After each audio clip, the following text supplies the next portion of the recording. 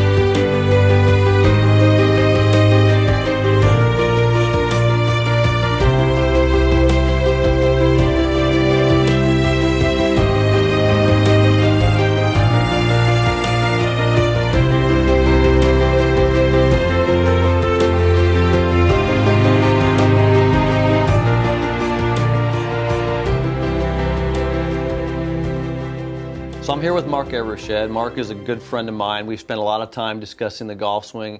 We've known each other for almost 20 years now.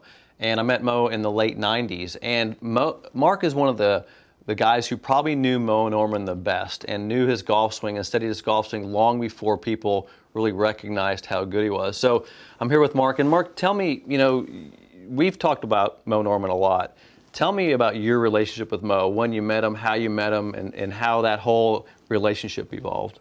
Well, as I remember, I was about 10 years old, and Moe used to come around to the golf course, and he would play with the local pros. And then I started going out and caddying a little bit, and that kind of, Moe was a little bit shy, but he got to know me, and then I'd start sitting down and watching him hit golf balls, and we would just kind of got to chatting a little bit, and he was just like young kids at the time, and it kind of just grew from there. Now remember, Todd, at that time, he wasn't the legend Moe Norman. It was just Moe to me. Yeah, you were 10 years old, and how old would Moe have been then? So I was 1966, so Moe would be about 86 years old. So what's that, 40 years ago? Yeah, so Moe was in his 30s. You were 10 years old. That's 1966. Now, one of the things, as you built a relationship with Moe, you got to know him really well. Obviously, he really trusted you. He didn't trust a lot of people, but he trusted you. You spent a lot of time studying his swing and looking at his technique and recognizing how great he was. One of the things that, and then fast forward to, you shot some video of Moe. What year was that? Well, that'd be the early 90s. Early 90s. So in the early 90s, you shot some video of Moe. Now, we're going to look at this video today. The first segment we're going to look at here is you spent some time actually interviewing Moe. So you took him out there on the range. And tell me a little, set that up for me. How did you go about just talking to him? Well, the whole thing, Todd. I mean, the reason I made the whole video was to get him into the Canadian Hall of Fame. I mean, the RCGA was not going to let him in because he kind of didn't fit their mold of what they wanted to have in their Hall of Fame. So I kind of tried to embarrass him into it. So I needed to show how good he was. So what I found out with the driver, I found out that Doug Toole that year was the best on tour, and his driving percentage in the fairways was 82%. So we gave Moe 40 golf balls and said, Moe, one take. No trick photography, no retakes, none, go. So he hit 40 balls in like no time at all, and he 92% in the fairway. Wow. So let's go take a look at that clip of you on the range with Moe hitting those drivers. Let's go take a look at that. So why do you hit golf balls, Moe? To get better? You can tell me ever since you were, well, ever since I've known you, the first line you ever said was, because it feels good.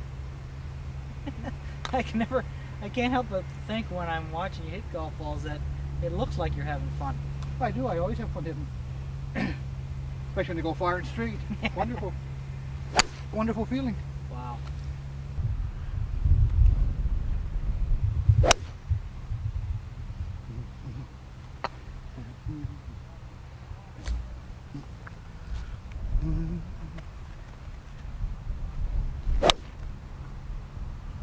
Moe, when did you start to realize that you may be one of the best, if not the best, ball strikers ever? Do you remember a date or a time? Yeah, back when I was about 24 years old, 25. I knew I had to move of the purity of technique, and now I've had it ever since. You know, I've done a lot of clinics with some of the other big name tour players, and a few of the times we've had them big name companies were there and they hit it really badly. But I don't remember ever watching you give a clinic where you didn't hit it good. At least good. Well, I've never hit it real bad in my life. You never really hit it Not bad. since I've been 19, no. So what went wrong with your game when it went wrong? Just the odd bad shot, but never anything real deep badly. And didn't last too long? No. No, never even lasted a week. Well, how would you explain that? We all get into ruts and they last for a long time. Why do you think you never did for any length of time? Oh, a few reasons, but big reason is I've had the same move. I use the same muscles all the time. Every day of my life, I got the same pre-shot routine in my mind. Every time? On every shot I got the same feeling. Yeah, for years everyone's probably ridiculed and criticized you for playing so fast. And I don't know if anyone has ever realized, do you have a reason why you play so fast? Sure, that's what suits my tempo. That's what suits my personality. I think fast and I play fast. And Take one look and hit it? if you're going to miss it quick. It only costs one. What about putting? Oh, that's where I was weak. Did you consider yourself a bad putter? Yes. Yes. Mm-hmm. Yep.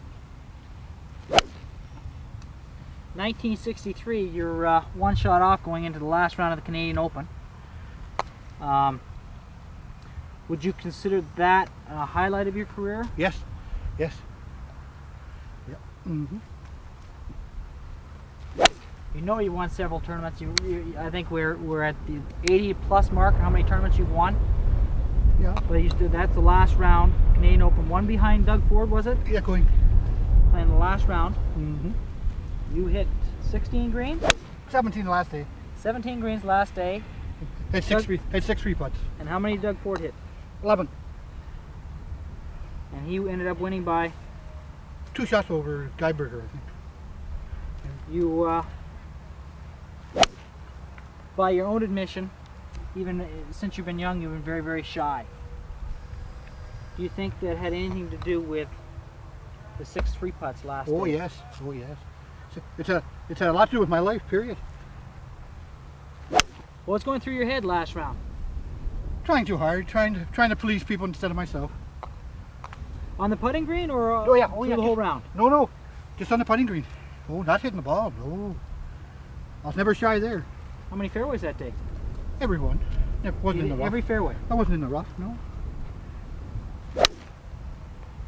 17 greens, 6 3 putts.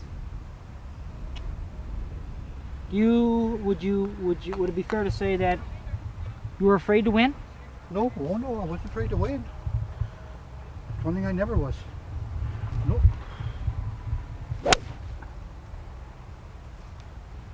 Nope. What about, I've read all the same articles most people have, and it said about how shy you were when you were young, and you'd win the tournament and then go hide so you didn't have to make a presentation. Any that run through your head that day? Oh yes. If I'd have won the Canadian Open, I wouldn't have showed up. To make a speech or Yeah. to... Yeah. Now, walking down 16, 17, 18, anything like that going through your... Thinking that kind of thought process? Certainly. Sure. Certainly. But that fear wouldn't have come out on your ball striking because you're so assured of what you were doing there. Yes. Would you say you've lost much distance, Mo? Oh no, I've gained. As I'm getting older, I'm gaining. And how so is that? Well, combination of balls and clubs.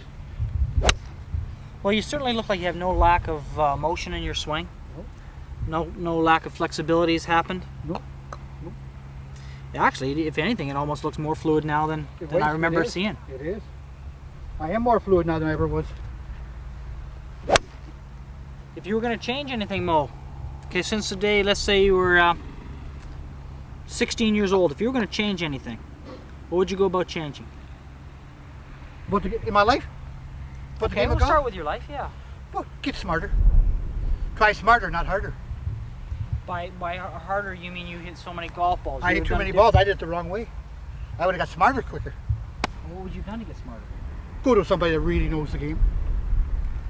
Somebody I know that I got, like Gary Player, Torino, that really knows the game. Knows the game or the swing, Mo? The game. Not the swing, no, the game. Because by your own admission, you're saying that you're the best ball striker, or one of, if not the best ball striker to ever live, but yet not the best player. If you had to do it over again, With this swing and Would smarter, you? No, nobody would touch me. Nobody would touch me. I guess what my If I had question... known then what I know now, I'd have been way Could better. you have been both? Yes. Yes. Because on tour nowadays, by far, not necessarily the best striker is the best player. Oh, I should say not. Do you remember a time where being the best ball striker became more of an emphasis in becoming a best player? Oh, yeah. Or was there a time when you decided, well, I can't become the best player, but so I can become the best ball striker? Yep. It would have meant something to you to become the best player. Oh, I should say so. I should say so. Well, it certainly would have changed a lot of what you've done. Oh, yeah. What about, I remember you saying to me that if you had to do it over again, about 100 yards and in. That's right, it works harder. The game's 50 yards in. We've watched hitting your wedge shots, and you're fabulous with your wedge shots. So I guess that brings it down. Your bunker play is extraordinary. Best part of my game. It is, and it's something nobody ever really understands. But and I agree with you, it is. But now you putt it so well. Now, yes, but way Why? back, Why? because I understand it more. Yeah. I understand it more. Like I say, I'm the only golf analyst this country's ever had. The only guy that can teach between the ears. And boy, what a difference. So you never related putting to ball striking? No, it's two different. It's two different games. And you still believe that today? It's still two different games. Yes, it is. One's on the ground, the other one's in the air. How can it be the same? Good point. Good point. And putting's always on the ground. And hitting the ball's always in the air. So no, it's two different games. See, I watch you putt it now, and you look so much more comfortable now. And earlier on, 20 years ago, you certainly look so uncomfortable putting. It looked like you didn't even want to putt. It looked like you wanted to hit the green and pick it up. I didn't want to. Now, do you enjoy putting now? Yes, more now than ever. Sure, more now than ever. Does the satisfaction come from watching the ball go straight, or the thought of making it go straight? Oh no, the thought of making it go straight. Oh yes, the thought. Oh no, I don't know if you remember it, but years ago when graphite first came out, remember at the 17th hole at Lido, you said, "Mark, come and take a look at me." Graphite first came out. You had your old club and your new club. You hit 10 golf balls, 5 with your old club, and they all ended up, right on top of each other. And then you hit 5 with the graphite club. 4 of them went about 15 yards further on a circle, 1 went to the right. And you came down, and I know that you know how many balls you hit. But it's almost like you refused to see that one that went right. And I can't help but think somewhere in time that you made a conscious decision not to admit to a ball going crooked. And I think that's so much different than the regular players that we play with nowadays, that they're so quick to see crooked, but they're almost hesitant to see straight. And I know what talking as much as I hit, it seems like your life has been dedicated to only seeing golf balls go straight. Oh yeah, otherwise I'd quit. But I've done it for 40 years. Nothing but. And no hook or slice, just straight as you can draw a line. And I'm still doing it. In fact, I'm doing it better now than I ever did. Yeah, I know. With less effort. Smarter, not harder? Yeah. I'm thinking about it more now. Before I just got up and did it. Now, my mind's ready, telling my muscles what to do. And they're doing it. And the ball goes dead straight every time. It's almost like you don't even expect it to go crooked. No, I don't. Oh, that's the last thing on my mind. That's way out of, that's in another country. And when it goes crooked, it's a surprise to you. Yes, it is. It is. Where did that come from? Everybody always says, what did I do bad when they hit a ball? I'm the opposite. What did I do good? I always say, bad isn't even on my mind. That's way out of my thoughts or anything like that. It's not even in my life. Right. What did I do bad? I don't want that one. What did I do good? Well, you sure do it more than anybody else does it. Oh, but See, I've been watching, how long I guess I've known you since I was about 12 years old, which is 23 years, and I've been watching your clinics, and I guess at first I was always amazed how straight you hit it. And then I think as I grew older, I started to become more amazed how crooked you never hit it. See, all the good players can hit it straight, but it's how often can they do it? You know, I've given clinics with some of the bigger name pros, not to mention any, over the years, and I've had some dates where some of these guys didn't hit it very good on that given date, whereas I don't think I've ever watched you give a clinic where the ball where I could ever say, oh, I wonder if Moe's going to show up and hit it straight today. It always goes straight. It's always degrees of straight. That's all I got on my mind. Okay, guys. That's all I got on my mind. You know, Mark, it's amazing when I would practice and play with Moe how great he hit that driver. And he would tell me all the time that his favorite club was his driver. And truly, I mean, I don't think I can recall one fairway that he missed with me hitting a driver. Very interesting. And I can remember a story about watching Moe do a clinic, or actually helping Moe do a clinic. He quite often he'd have me do the speaking while he did the hitting.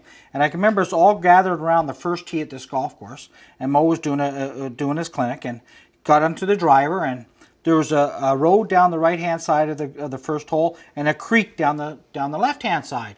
And Moe, putting on the tee and starting to say, "Whoa, if this is golf, I quit." When he started curving him, right, because he didn't really like to curve him.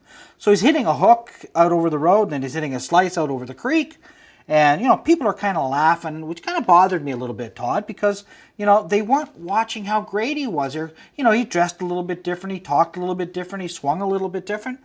I think I'm the only guy that noticed about 30 shots later, I looked down the fairway, and the golf balls are all in the same spot, and he wasn't looking. Yeah. He was looking over the road, looking over there, and the balls are ending up in the same spot. He had so much control over that golf ball. And what's funny, when you watch him hit golf balls, he was amazingly accurate, and that's what everybody kind of knew him for. A lot of people ask the question, they asked me today, can you actually curve a golf ball with that golf swing? And he could easily fade it and draw it and everything else, So let's take a look at the clip where you're down in the fairway and Moe's hitting drivers, and how many are landing in that fairway.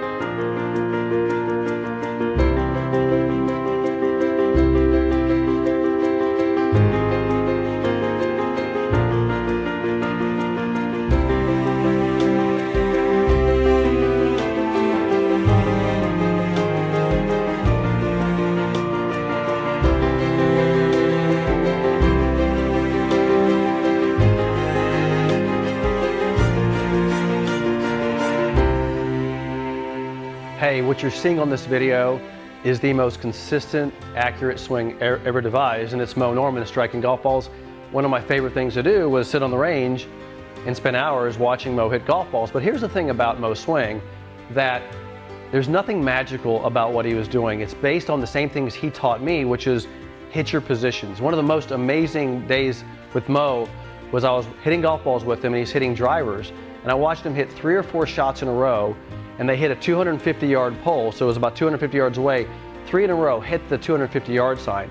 Well, the reason he could do that is because he was so accurate and his mechanics were so good, and all you have to do is match those mechanics, which is the greatest thing about his swing is they're simple, it's easy on the body, and it's consistent. Now, one of the ways you can do that is talk to our coaches, because our coaches can help you feel what Moe felt inside our Single Plane Academy. If you go to singleplaneacademy.com, that's our coaching program, you will send your video of your swing to our coaches, and we'll get you swinging exactly like Moe Norman, and you'll start getting Moe Norman-like results, just like I did. So I hope you enjoy the video, and don't forget, you can always join singleplaneacademy.com.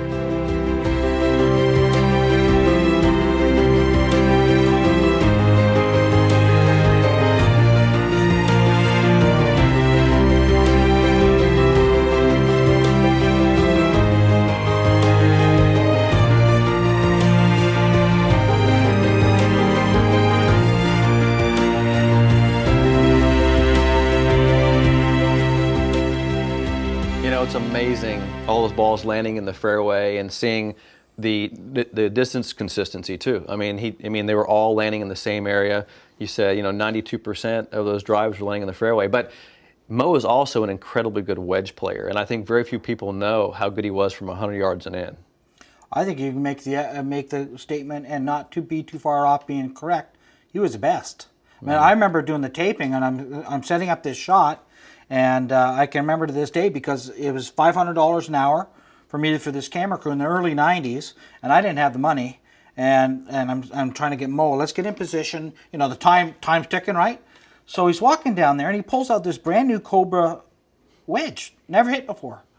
And then he's got to take the grip off and put his octopus grips on, right? He's got to do that. And I'm going, Moe, what are you doing? I'm trying to make you look good here. You're bringing out a new wedge. So in the meantime, he says, well, put the balls here, just put the balls here, right? 100 yards from the green, from the hole. And he starts hitting his wedge from 100 yards. And the footage shows, I think he hit 40. I think it took about 2 minutes to hit 40 balls, wow, which is unbelievable. And I think the average was like 4 feet 3 inches. Yeah. That's incredible. Yeah. Well, that's what this video is going to show. Let's take a look at Moe hitting these wedges into the green.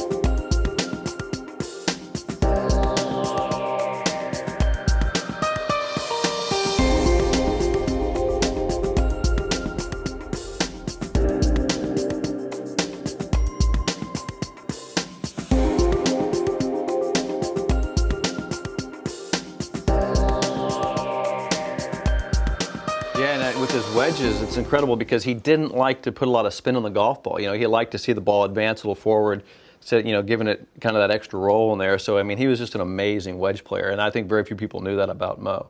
Now, some of the things that we're going to see in this next clip are the overhead shots. Now, I love these clips because I've never seen anybody have clips like this of Moe where you took some overhead shots. Tell me how you took this next footage. Well, when we were doing it, I mean, the whole idea was to do a real thing on Moe, and I didn't think anyone ever did it from overhead. And personally, I love overhead. Personally, I see very few clips of anybody from overhead, and I just wanted to do it. So we went and rented a cherry picker. And, you know, took us a little while to get the cameraman to be okay with that cherry picker. But, yeah, no, we just decided to do it. And Todd, I agree with you. I don't think anyone's ever seen him from overhead. You can see so much in the golf swing from that angle because you see the rotations of the body, the shoulders. You can even see the pelvis rotation. You see the club movement. You just don't see enough of this. This is a great learning tool, I think. Let's take a look now at the footage that you took of Moe from on top of him. A rare look from the top view of Moe Norman shows us the simple geometry of a perfect single-plane swing and the way Moe simplified the golf swing. At address, you can see the shoulder blade alignment and its relationship parallel to the target line, whereas Moe tilted the spine, the shoulders aligned to the target. The lead arm is above the trail arm. The club aligns with the lead arm and is at an angle pointing to the lead shoulder. The head is positioned behind the ball. The club face, even though it is placed well behind the ball, is square to the target line, and the lead foot slightly rotated towards the target. Notice how the trail shoulder is back at address more than the front shoulder. It is geometrically significant that the club shaft points to the lower spine at address, the exact location of the golf ball position. Noting that the club to body relationship is intact, making it easy for Moe as he rotates the body to lead the hands into impact. The club pointing to the lead side is due to the proper spine tilt at address, allowing the upper spine to be behind the lower spine. The club shaft pointing to the mid-spine and back is significant, as it shows how the single-plane swing is lead-sided, where the lead hip is forward throughout the entire golf swing through impact.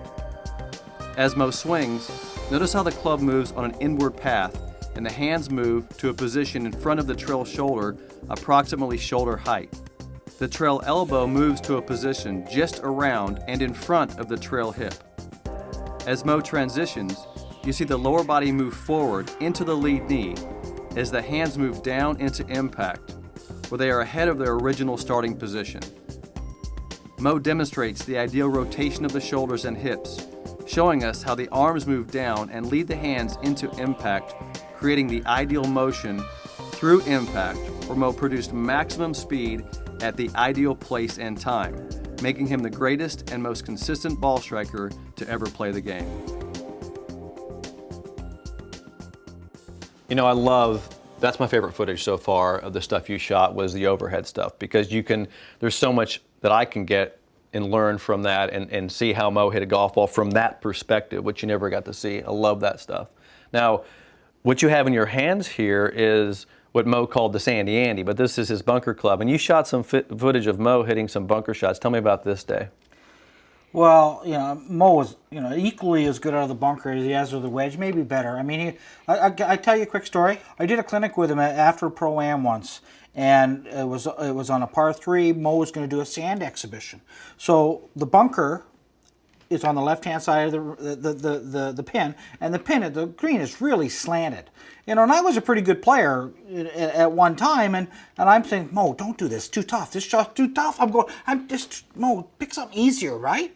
He says, no, put the balls right there. He made the first 3 and ringed out on the fourth. And I just unbelievable, right? Yeah. And this was the club that he used to do it all with. Well, and that club, to explain the club a little bit, because now we make this club, but this is the Sandy Andy wedge, but Moe gave me a version of this. He gave one to you. This was his favorite wedge. I mean, this is not a wedge that most people have in their bags. Oh, no. Yeah. They might want to. Yeah, well, if you look at it, I mean, if you look at this club, it's designed to have bounce built into it. It has a forward progressing blade, so basically you can just square up and hit it. Mo didn't like opening his stance. He didn't like opening up. He felt uncomfortable with all that. Just, the same swing. The club is beautifully built that it bounces off the sand. It doesn't dig. You don't have to open your stance. You don't have to go through all that sort of stuff. That was all wonderful. But I hope when people are watching the footage, Todd, he had a unique motion to get the ball out of I don't think I've ever seen anybody use the motion he used to get out of the bunker like he did. Right. And I think a lot of people would be wise to copy it. Let's take a look at it.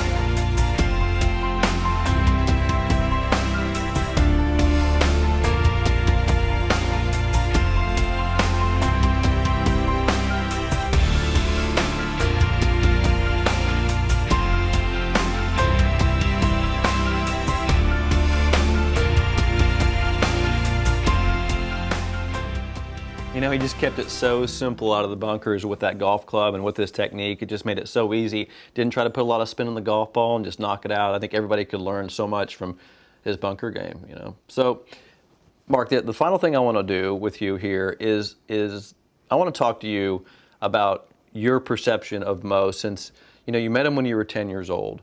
You spent probably more time with Moe. You were a big-time golfer. You were into the game of golf since you were young. You saw Moe hit lots of golf balls, and you saw Moe go from being a pretty obscure player to being this legendary ball striker. You know, I've been building Moe's legend up and teaching his swing to thousands of people since I met him in the mid-'90s. But you knew him before then. So tell me what's your perception on how this whole thing is going and what you think of Moe and your whole ideas around Moe Norman. I'd like to hear your opinion on that. Very well, Todd. As you know, you're bringing back just a flood of memories. And all good, by the way. I mean, it's just wow. You're right. I mean, when I met him, he was just Moe, just a normal sort of guy, and the legend kept growing that he was better and better. And you know, my one in history is to be the kind of the guy that just keeps it all real. There's many things out there that people are saying that aren't true. I don't know why, because the truth is better than some of the myths. But yeah, I'll tell you the story that really got me. Everyone at that time back then, a lot of people laughed at Moe because he was quirky and unique and all that sort of stuff, and it made me angry. They said Moe doesn't know what he's doing. He just only Moe can do that. No one else can copy that and all that sort of stuff. So I remember getting out of bed one day and saying, I'm going to go meet Moe at Carlisle Golf Club because I knew he'd be there at 9 o'clock, like clockwork. And I said, when he got out of his car, I said, Moe, do you know what you're doing or don't you? Do you understand your golf swing or do you not? Well, we took 8 hours at the Carlisle driving range, and he told me about why the handles were bigger, why the club heads were heavier, why the stiff shaft, why he put his hands on the golf club. You know, so after that day, Moe knew exactly, you know, isn't it silly? How can you get lucky 50 years in a row? Right. I mean, he absolutely knew something the rest of us didn't know. And you know what? He really did try to explain it a lot, but nobody was really listening. No, I think he did a great job explaining it. I think he explained it the way Moe would explain it. That's been kind of the work we've been doing is looking at Moe's swing from a very mechanical standpoint. He didn't have the tools to study it mechanically. He had feelings. You know, he called it the feeling of greatness. He had the things that he did, and he tried to explain it the best he could. And I think he did a great job of explaining it, by the way. I mean, when he explained it to me, now the more I hear him talk about it and the more I know about it, the better I think he did at explaining it. He just talked in a little bit different language, but like I said, when I go back and, you know, he told me once, I'm like 16 years old, he's walking through the pro shop and he says, me, Arnold Palmer, Lee Trevino were the only people in the world that our hands work backwards through a golf ball. And he just kept walking. You know, and I'm chasing him going, what are you talking about? What are you talking about? So it took me about 20 years to figure it out. He said, what he's saying, as he's going forwards, his hands are going backwards. Yeah. You know, yeah. It wasn't that tough. Like I said, it's exactly right. He's explaining it as best he can, but you don't, it's a little bit cryptic, right? You got to kind of try to figure that out what he meant. But once he told you what it meant, which was 15 years later, you're like, oh, there you go. I'll tell you what I learned too late, really, is that when Moe talked, listen. Yeah. Because it may come out of his mouth funny or different, but there's I always something in what he said. I learned that too. Now let me ask you this, because this is the question that I get when I'm teaching Moe swing, because this is the perception that's been built around the legend of Moe, is that he didn't hit it very far. Now, you would know better than anybody because you were around Moe in his 30s and his 40s when he was actually in his prime, because I met Moe when he was 64 years old. So, but when Moe was 64 years old, the first round I played with him, Moe was 64 years old, and he was hitting it 265 yards. And I know because that's how far I was hitting it. So Moe was hitting it as far as I was. That was back in the early 90s when we had the little blotted ball and the little-headed golf clubs. Right. I hit it further now than I did back then because of the equipment. But people say Moe hit it short. Now, I don't know because I only knew Moe when he was 64. But you would know, comparatively speaking, did Moe hit it long or short? Or was he average like a tour player? As far as he wanted. As far as he wanted. Well, but back in the, the young people don't know. Back then, it wasn't about distance. We didn't really care about distance that much. Moe was much more concerned about getting it in the fairway because he wasn't playing great big long golf courses. But when Moe wanted to hit it far, it went far. It just wasn't the top priority. Right, and that's what I saw with him too, because I could get him to hit it further, when he wanted to, or hit it shorter. But he was so much more concerned with accuracy, ball flight, purity of flight than he was trajectories, than he was about how far he hit it. Where the tour has seemed to go on today is how far can you actually he'd hate hit it today. He hated it. He'd hate it Yeah, today. hate it today. And the other thing too, that I want to discuss with you is Moe had a close group of friends, guys like you, that he would spend time with and play golf with and tell this stuff to. Tell me about some of the time. Tell me a story about when Moe would give you a hard time, because he had a great sense of humor, and I don't think people know that how funny he was. If you actually got in his little inner circle, how funny he was to be around. No, he was the best. As far as if you played golf with him, Moe, I never heard Moe swear. I never saw him ever get mad on a golf course. I know that if I took several, and I did several times, I'd take a friend or a Moe fan. I said, listen, don't say anything for a while. Just come out. I'll introduce you to Moe. You'll have the greatest game you've ever played, because Moe will be so complimentary and so good to you. But he had a quick sense of humor, though, right? He would. Yeah. Oh, yeah. You'd have to be listening when he said it. Yeah. But I'll tell you, you play golf with Moe. It was just it was One just a time great day. I was playing with him one time, and he is at Greenleaf Resort down here in Florida, and he hit his drive, par 5. It's about 480-yard par 5. Hit it right down the middle, of course. And I hit mine, and I pushed it. I hit a good shot, but I pushed it to the right, and it took one bounce and went in the lake to the right. And Moe said, "That's okay. Lake got in the way. Lake got in the way." The lake got in the way. That's the way he described my ball flying in the water. Was not I hit a bad shot or pushed it to the right. The lake got in the way. It wasn't my fault. It was the lake's fault. I loved it. I was like, he was the greatest guy to play golf with. It was I never heard him say now that you're talking about that, I don't think about anything he hit or anything you hit. No. I was playing with David Owen, one of the editors for Golf Digest, and he hit a shot low, like he caught it low on the face, and it kind of went, this high off the ground, but it rolled out there about 230, and Moe said, as good as a good shot, as good as a good shot. Yeah, he was great to play golf with. I don't think people know that much about, playing around a golf with him. He was very positive. That's a big deal. He was very positive about your shots and his shots. Well, what about when he says somebody asked him why he plays so fast? He said, well, you don't look in the ditch when you drive, do you? I mean, kind of getting back to, he looks where he wanted to hit it, and he hit it there, exactly. Where everyone else is looking where they don't want it to go, which takes up time, right? Yeah. He would have these quirky little, and you'd have to think about him, but no, he was great. Yeah, Moe was great. Well, Mark, hey, thank you very much for coming in here. I love talking with you about Moe's swing. We could spend hours talking about stories on Moe and checking his swing out, and I'm sure we'll do it again. Well, Todd, let me thank you for keeping the Moe alive and doing everything you've done to show people that you can swing a golf club like Moe Norman. And it's a delightful way to swing a golf club, by the way. So I thank you, as a friend of Moe, for doing that. Thank you. Well, I appreciate Thanks, it. We'll Todd. do a lot more of that. Thank I you. hope so.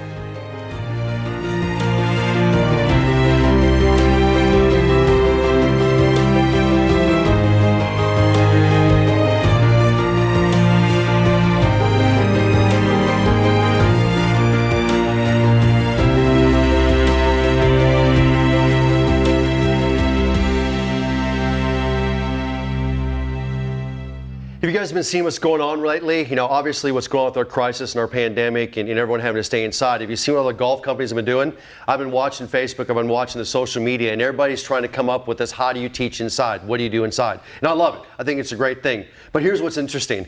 We've been doing it for 20 years. That's the way we set up our curriculum, is to teach inside for 20 years. This is what we pride ourselves on. In fact, a lot of golf companies out there have copied us. In fact, you've seen some of the stuff Todd's created, and they've actually used it on the Golf Channel, indoor teaching. We've seen that in the past, okay? They've done this. So what we're doing now is we're going to do the first ever premier 3-day homeschool, April 8th, 9th, and 10th.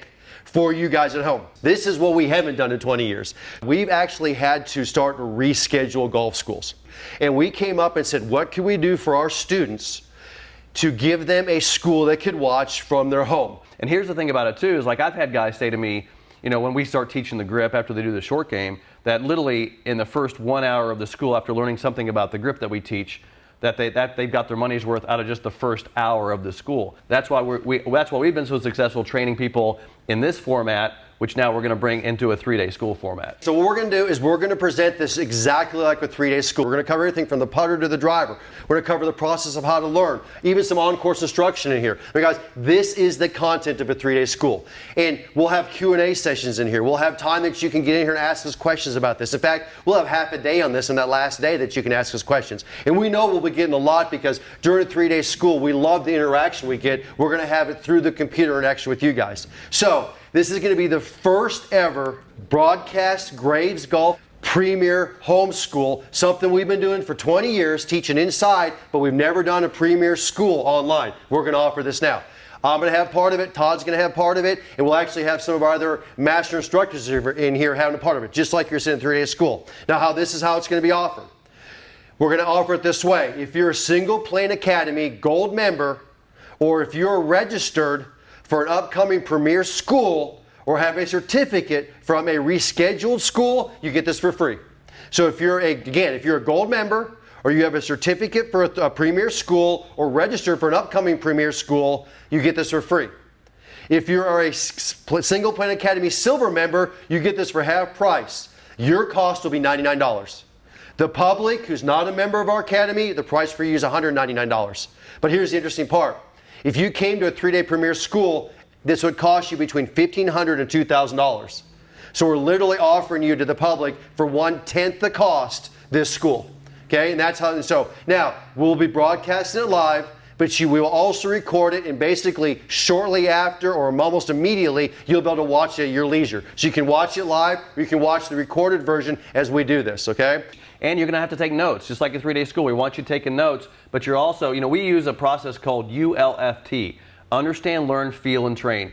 We need you to understand it, you need to learn it, you need to feel it, you need to train it. You're going to go through the entire process, so we got to give you that information and deliver it to you. Right, so join us on April 8th, 9th, and 10th. The ultimate is to keep you and your family healthy here, but we're going to go stir crazy being inside. I assume you guys are going stir crazy being inside.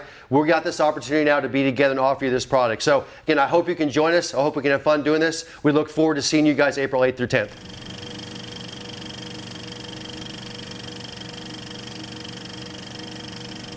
I only see one thing after every shot: happiness. I never see sad. I can always find my ball. That's one guy that likes me. He goes where I want him to go. Almost every time.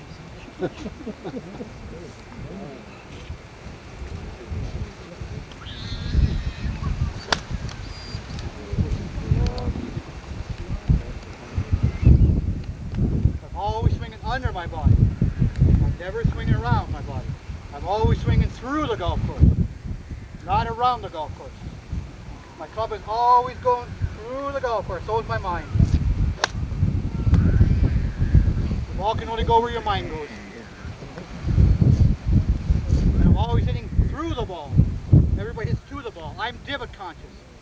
I'm never ball conscious, I'm divot conscious. I figure my divot's way out here. 22 inches past the ball, my blade is still square. And I play into my legs. I don't play on top of my legs. My legs get wider at impact, not tighter. My legs get wide. My 2 feet are on the ground at impact. 60-40. I don't believe that stuff today. The ball's on the ground, and they want you to go. They want you to pick the club up 41 inches back with my driver. 41 inches. My club is still on the ground.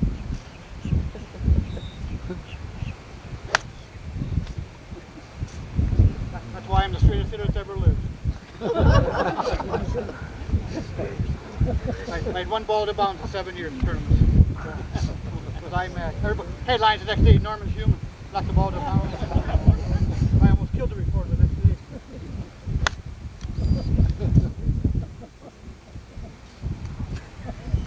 I was always told, keep it simple, stupid. So keep stuffing up. Keep it simple, stupid. Question? Question? Go ahead. Why are you lining up with your club head so far?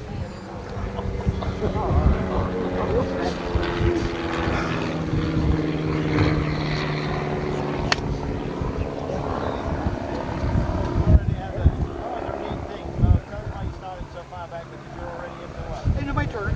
My right shoulder's in my turn already. I can't pick the club up. I'm too far in my backswing. I can't take the club outside, my left side. fall flat in my face. But now where else can my club go? Where are my arms? I think I'm going to hit you in my backswing. That's what I actually feel. I'm going to hit all you people in my backswing.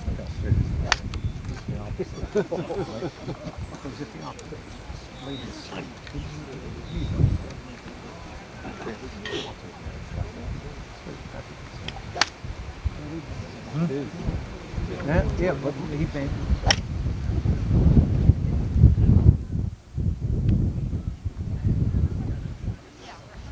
But none of my muscles, like I say, none of my muscles are ever quick. I'm always in rhythm with the club. I'm not my swing balance me. I'm not trying to balance myself. My swing is balancing me. You want it to hook it, or you move your feet a different way. Yeah. I don't like hitting these things against my religion. Big hook, look, popping dog. Look at, I can't even hook it if I want. I'm glad I can't. The big hooks. Popping dog, come in.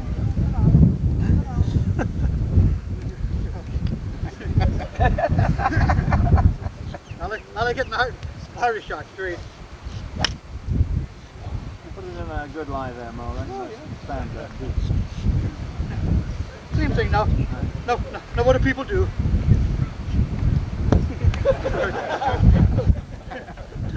Trying to dig for gold. Look, I swing easier now, but smoother. And you swing easier and smoother. The ball still goes, even out of a divot hole. Yeah, but what do people do? Yeah. They're in the wedge. Oh. The lie's controlling them.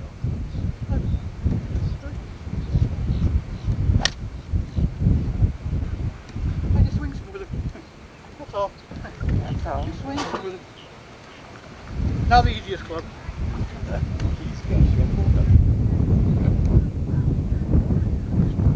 Yeah, that is nice. 41 inches back. This way you just do this for hours. 41 inches. Make sure I hit it on my back foot. Right there. That's where I used to train myself.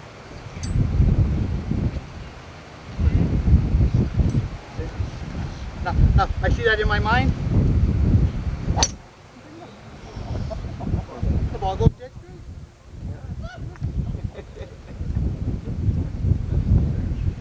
I'll go right over that with the club.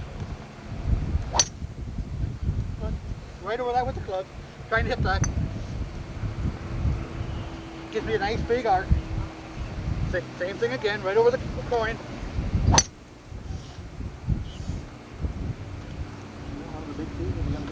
Yeah.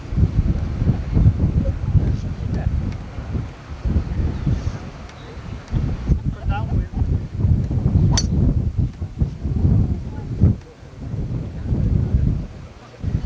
Mo only uses one tee around. It's still in the ground there. See, it's a very cheap game. It's a small tee. Over 300 yards. Hit it over 300. Way out there. Goes to prove. Do you hit the ball or the tee? Most of you hit the tee, don't you? More than you do the ball. Look at the tee. Doesn't even get touched. And what? No, you watch Moe's club where he hits it, where he sweeps the ball off the ground, off the tee.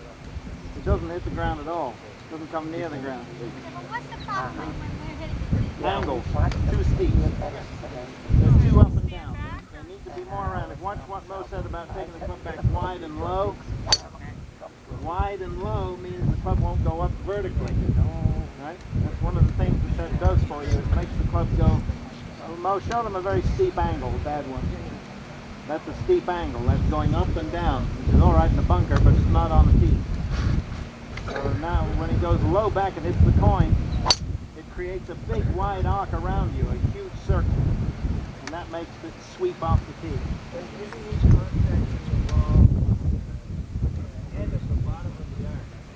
No, at the end of the bottom of the arc, when the arc is beginning to come back up again.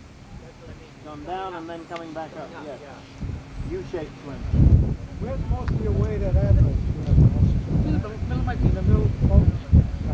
Yeah, not there. Preference.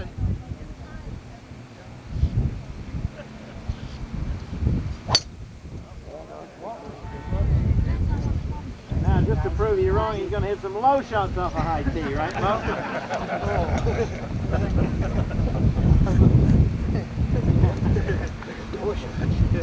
Low off a high now, low wind cheater. Now I'll drag my left wrist more. So we hit it low now. Hit it under the ground. Hit it under the ground. If you're into a 45 or 50 mile an hour wind, hit it underneath the wing. See, there's no wind there. Hit it that low. There's no wind that low. Look.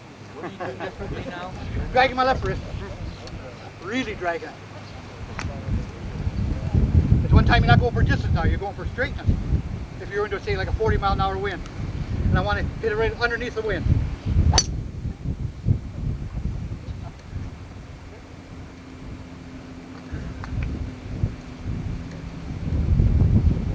Now if I'm downwind, want to hit it way up in the air, hit it over 300 yards, let the wind take it. Let the wind take it. Down over city of New York.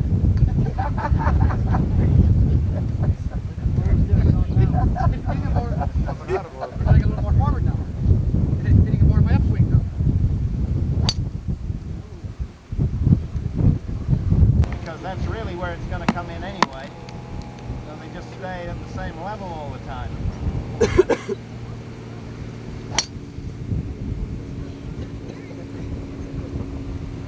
Such an easy game, isn't it, Mo?